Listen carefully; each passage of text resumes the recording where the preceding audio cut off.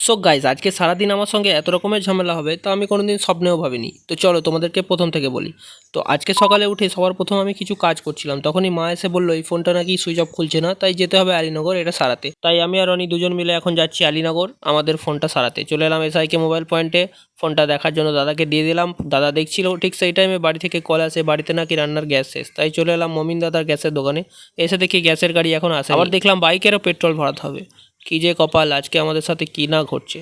Alinagar petrol pump পৌঁছে গাড়িটাকে একটুখানি পেট্রোল খাইয়ে দিলাম, তারপরে আবার যাচ্ছিলাম আলীনগর। মাঝখানে এটা হলো জিএন কোনার কলেজ, কেউ যদি আমার মতো কলেজ পাস করে বিএড ডিএলএড করতে চাও এখানে করতে পারো। তারপরে দোকানে এসে জানতে পারলাম যে ফোনটা নাকি ভাতা নিয়ে যেতে হবে, কী কপাল। এরপরে খারাপ কপাল নিয়ে যাচ্ছি ভাতারে এসে চলে এলাম জ্যোতি ভাইয়ের দোকানে। জ্যোতি ভাইয়ের এটা দারুণ দোকান যেখানে মোবাইল বাগানো যায়। জ্যোতি ভাই দেখছিল, আমি ভাবছিলাম হবে তো, তারপরে জ্যোতি ভাইও বললো রেখে যেতে হবে, সন্ধ্যায় নাকি ফোনটা নিতে হবে। তাই কি করব, চলে এলাম। তারপরে আবার মমিন দাদার দোকানে এসে পছন্দ মতো গ্যাসের গাড়ি থেকে একটা গ্যাস নিয়ে সোজা চলে এলাম বাড়িতে। বাড়ি পৌঁছে আবার আমি কিছু কাজ করছিলাম। কাজ বলতে আমি একটা নতুন বিজনেস আইডিয়া ভেবেছি, যেটা নিয়ে একটু রিসার্চ করছিলাম। ঠিক সেই টাইমে রনি আর দীপ আসে, ওদের সঙ্গে একটু আলোচনা করে নিই। তারপর আসে কুটুম। তোর নাম কি? তুমি কবিতা বলতে পারো? একটা কবিতা বলো তো।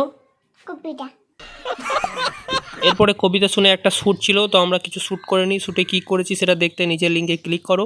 তো আজকের মিনি ভ্লগটা এতটাই। তোমরা যদি আরও মিনি ভ্লগ দেখতে থাকো সাবস্ক্রাইব করো। বাই।